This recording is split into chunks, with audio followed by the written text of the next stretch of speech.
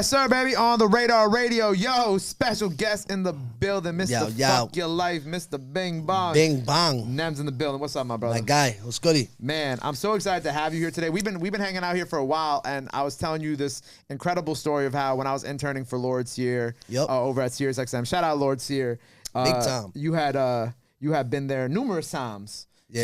For me to get to sit down with you today, it's truly a full circle moment. Truly an honor, man, and I'm very excited to have you here. Likewise, bro. This is a dope show, dope setup. Everything is dope, bro. You're doing your thing, bro.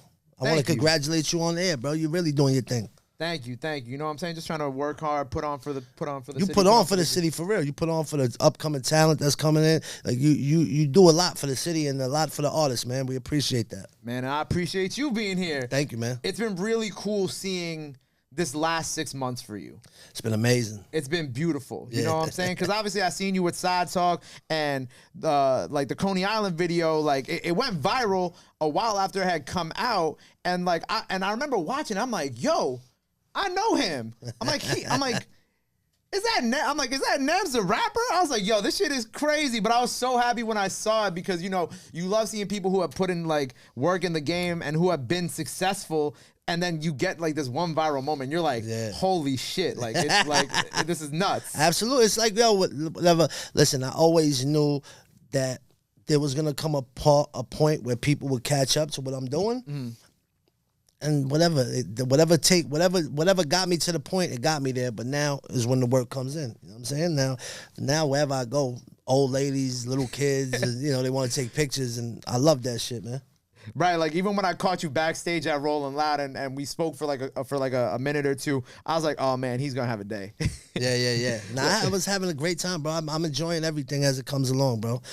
People ask, yo, you don't get tired of saying Bing Bong, you don't get tired of this. I really don't give a fuck. I have fun with it, man. It's what we've been working for my whole career, you know what I'm saying? To get to this moment. I don't care if it's some comedy shit or some funny shit or the music. Whatever got me here. It's still hard work. Because if I didn't put in years of hard work, I wouldn't have linked up with Sidetalk. They wouldn't have seen what I was doing besides that. So everything happens for a reason, man. And we here.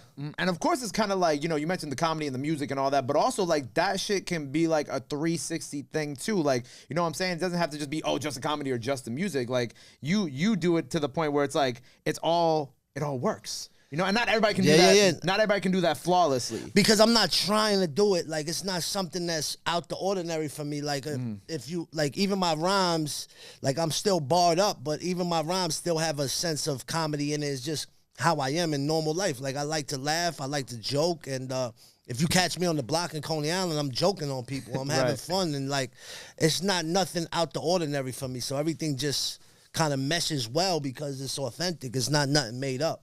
Right. At the end of the day, it's you, and you never changed who you were for the perception of the internet or for anything. Like, absolutely. You stayed Nems the whole time. That's why it's fuck your life. Because it's like, yo, if you don't like me or like what I'm doing, man, fuck your life.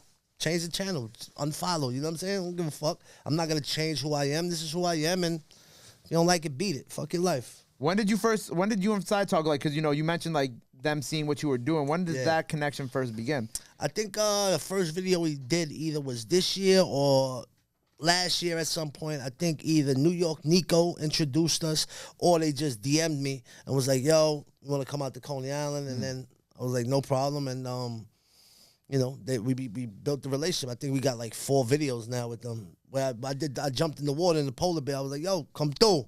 It was like, yo, every video we can't have Coney Island, you know what I'm saying?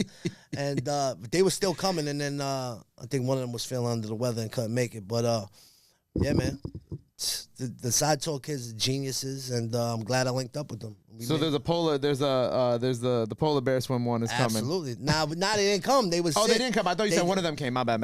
One of them got sick, so I guess they're like, you know, like a couple, you know what I'm saying? Like shout out Jack, shout out Trent, man. But yeah, I do that every year, whether cameras, and that's a lot of the stuff too. Like even with the Sidetalk stuff, like that stuff that was on camera on a normal day with no cameras around. All that shit is going on anyway, and I'm having fun with that anyway. We're cooking on the block, fucking girls passing by, yo, $100 if you could fit these 10 glizzies in your mouth. Like, just to have fun on the block, you know what I'm saying? Like, or Byron is breakdancing on the concrete. That's normal stuff that even when the camera's not around is going on anyway. Right. So it's like, it's normal shit. Right, and it's like Coney Island and just like on a lot of blocks in the city, like a lot of that shit goes on that just, you know, but now it's more publicized. Now people are like, now people are like, what is this? And then, but meanwhile, people who are from New York and people who've been around New York their whole life, you just kind of like, this is the summertime. Yeah. Like, this is the summertime. Like, you can't tell me you ever walked on the Coney Island boardwalk for like, even like 10 minutes and you ain't see some shit that you was like, yo, what the fuck is going on here? Facts. I mean, yeah, there's nothing really more to say about it than, you know, people always knew about Coney Island through the rides and stuff like that, but there's a whole community when you walk the opposite direction of the rides. There's a whole 21 blocks, 3 avenues, nothing but projects and a whole hood that, you know, is not really known for rapping, and that's why I always take it so personal to shout out Coney Island wherever I go, because nobody really came out of there on the rap scene. It's always been like ball players, Stephon Marbury, Lance Stevenson, Sebastian Telfair.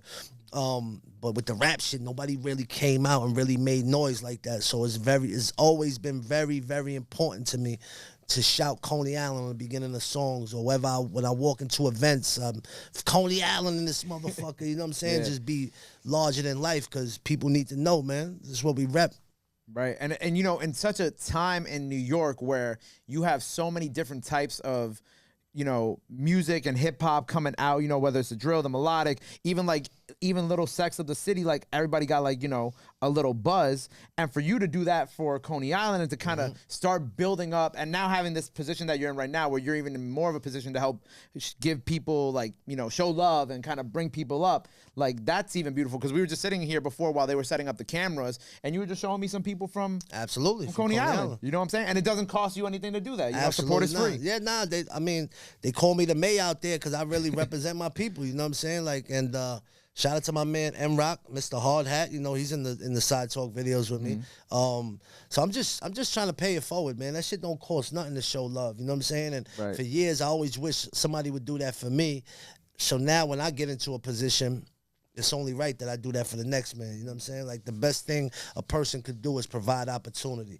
You know what I'm saying? Like, I could bring opportunity to your doorstep. Whatever you do with it is on you, but you can't say I never presented that to you. You know what I'm saying? I want to be that guy in life in general, whether it's music or just in life with my friends. I want to put people in my life in positions to win so we could all get it, man. Right. You know what I'm saying? That's what life's about. And you also, you know, with the video, you also changed the life of TJ. You know what I'm saying? Byron. Yeah, absolutely. Which I thought was beautiful. I mean, there's a couple homeless people on the block that I've always been trying to, like, you know, their characters, they're hidden gems that are just normal people. So if a normal person might walk by them or look down on them like, yo, these are bums, these are homeless, but at the end of the day, they're people just like us, and they have stories and they have backgrounds and they have talents that the world needs to see, man. And I love being that person to bring that. Like TJ, he made more money off that video than any of us, bro. He got 40,000 from GoFundMe. Got his apartment. Yep. You know what I'm saying? He's chilling. He just did an appearance in Texas. You know, he's having fun. And this is somebody that was sleeping under the boardwalk 6 months ago. You know what I'm saying? And now the world knows his name. Hopefully Byron, the president, brings us up there. You know what I'm saying? Right. Which, you know, I was going to wait to ask you that, but because one of the things when that video came out of the Jonas Brothers and Biden doing the thing, I know a lot of people on Twitter, at least that I saw, were like, yo, how you ain't bring up the Side Talk people? Facts. How you ain't bring up Nem? How you ain't bring up TJ?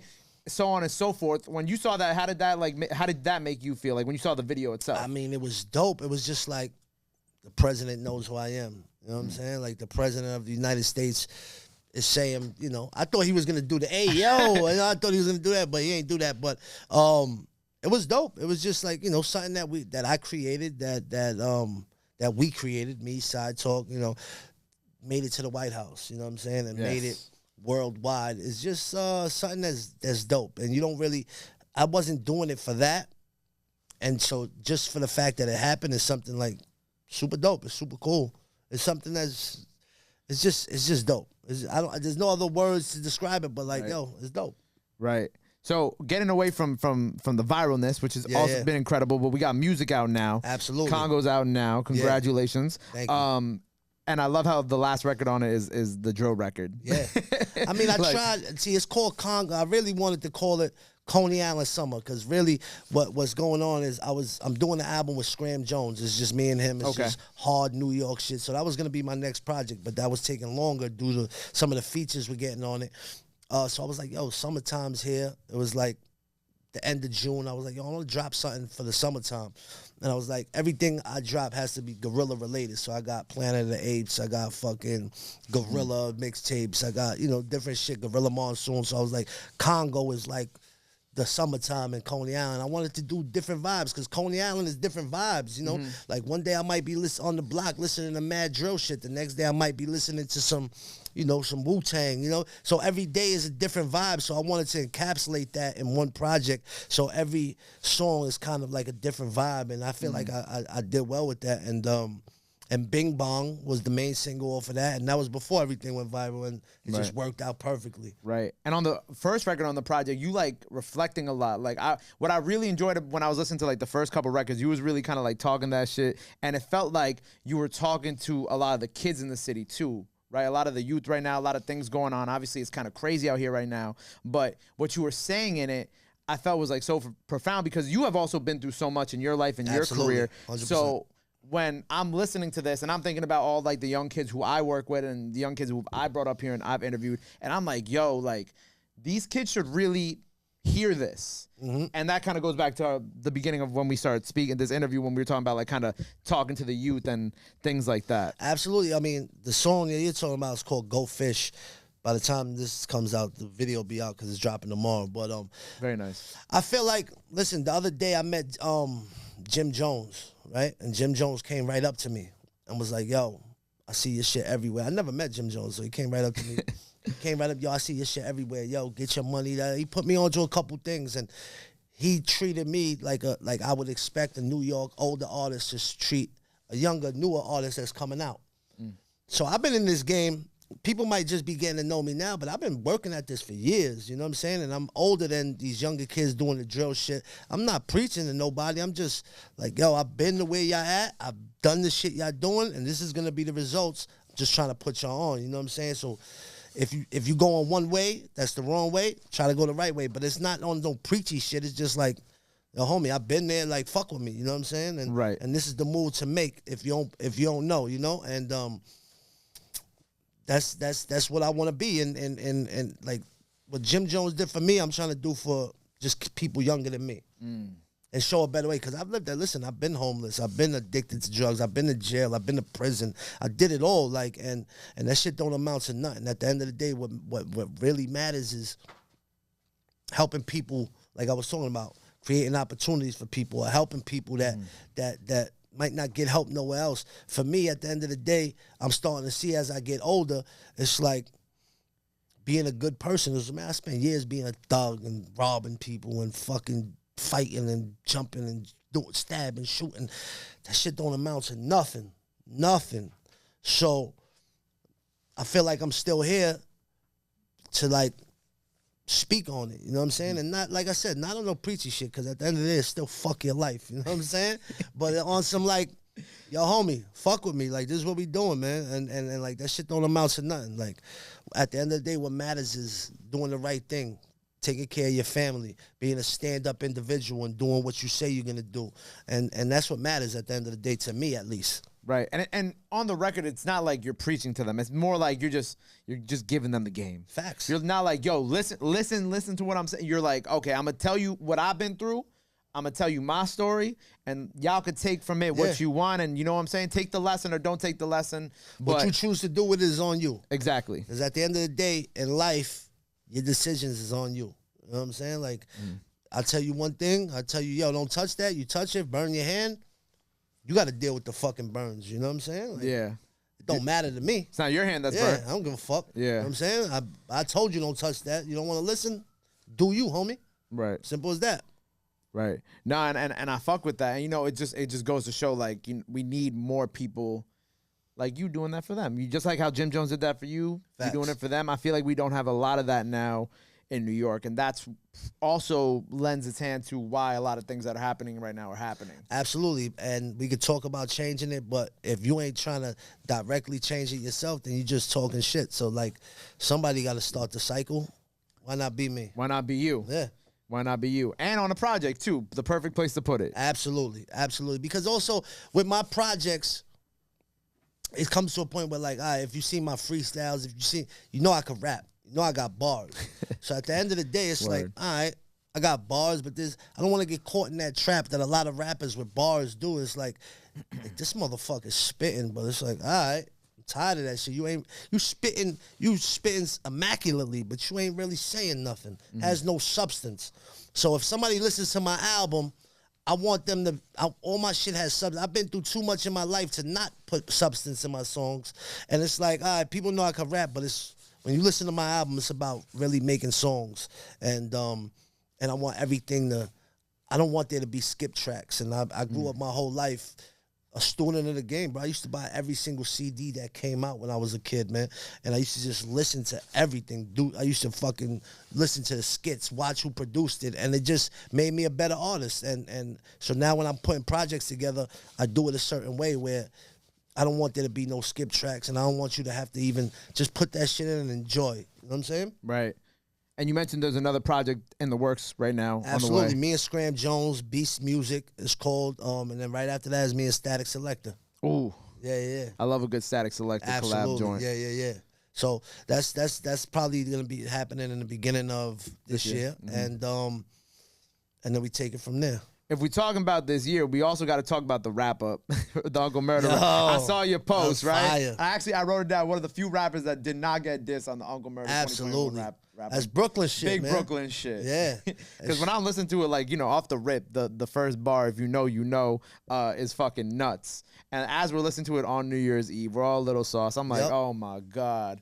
I'm like, I can't. He talking crazy right now. Yes. But for you to come out of that, you're like, hey, I'm one of the only rappers to not get dissed on Uncle Murda shit. That was I mean, as more and more people are starting to get in tune with what I'm doing, I just thought that was dope. You know what I'm saying? Because I also look at myself all the time like I'm still on the grind. Like I treat my grind like nobody knows me. I wake up every day like, yo, don't nobody know who you are. You got to take it to the next level.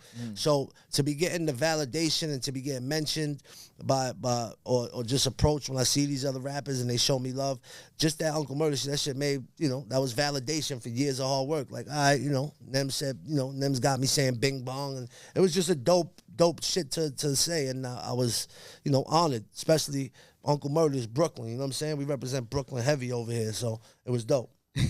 and that wrap up was spicy. Super spicy. So I think that you coming out of it just kind of also is like a testament to like the last 6 months and everything that you've accomplished. Absolutely. Do you feel like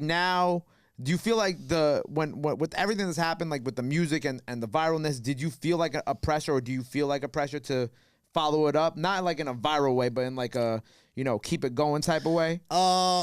I feel what the pressure I do feel is like, all right, I'm here.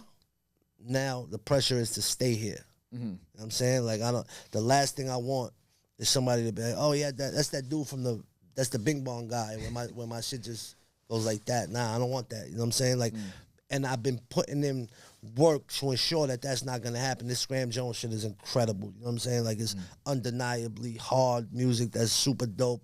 And then the Static shit is fire. And I got other joints, but you know, that I just been keeping in the cut that's super fire too. So I've been putting in work before the shit went viral to ensure that when the shit does pop, it ain't just something that's gonna be here today and gone tomorrow. Nah, I'm here to stay. Right, like you already have your next couple moves already planned out 100%. before it even there. Absolutely, 100%. And I'm excited for that because, you know, some people will just take these viral moments and they'll just kind of try to ride that singular wave instead of like thinking about, okay, what am I gonna do next to keep myself, you know, making money, feeding my family, this is where the work starts. Right. You know what I'm saying? Right here is, you know, the viral shit got me in front of mad different people. Now it's time to put the work in and show the people that this shit wasn't something that's, you know, something that's just some overnight shit. And even with it just so happened at the same time while all this shit is happening, I started doing the don't ever disrespect me shit, fucking with people in the street. Yeah. And that's just catching fire now itself, you know what I'm saying? So it's like everything works out how it's supposed to. Everything happens for a reason.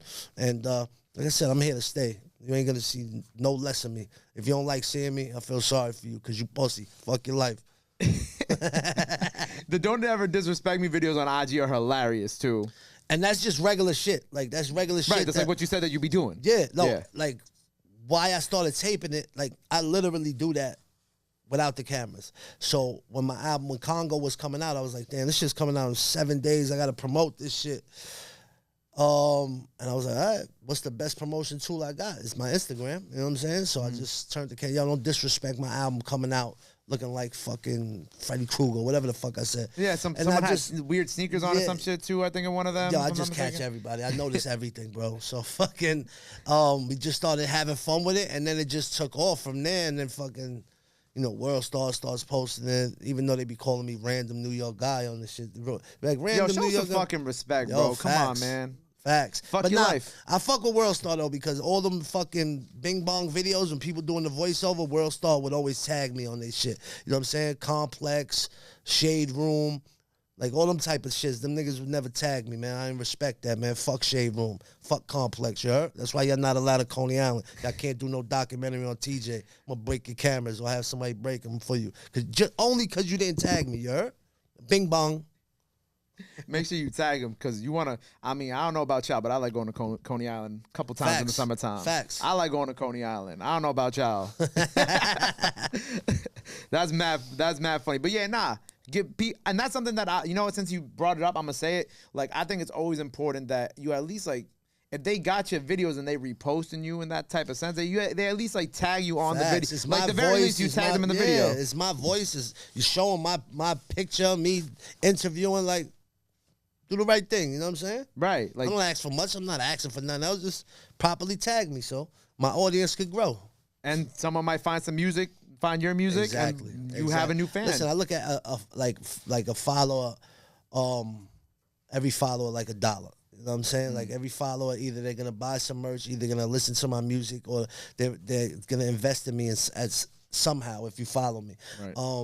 So that's all I ask. Like, yo, tag me. Let me get some extra, you know, followers, and I'll handle the rest. I'll take it from there. You know what I'm saying? Just put me on people's radars, and I'll bring it into the end zone. You know what I'm saying? Word. That's all it's about. Very simple. Simple. Nems rules. Let's look. It's literally that easy. Yeah. I don't expect. Listen. I don't like asking nobody for nothing, cause I don't like being asked for shit, especially with the free shit. You know what I'm saying? Like, I don't expect nobody to work for me for free, cause I don't like working for free. So listen. If you posting my shit, like, just do the simple thing. Like, I don't ask for much. You know what I'm saying? Simple as that. So I'm gonna ask you, because like I just thought of this. So we're in January right now, right? Yeah. Summer's gonna be here before we know it. It's gonna be May. It's gonna be hot. All that good stuff. What are Nems Coney Island summer rules? What are some rules? Summer rules. Make sure you wear your sneakers in the water. If you're jumping into Coney Island water, because there's all types of shit. I don't never not wear sneakers when I go into the water in Coney Island. Go closer to the water when you go on the beach. The shit that's closer to the boardwalk is fake sand. They got like the little eggshells in it and shit. Some bullshit sand. After Hurricane Sandy, they put that. So don't fuck with that sand.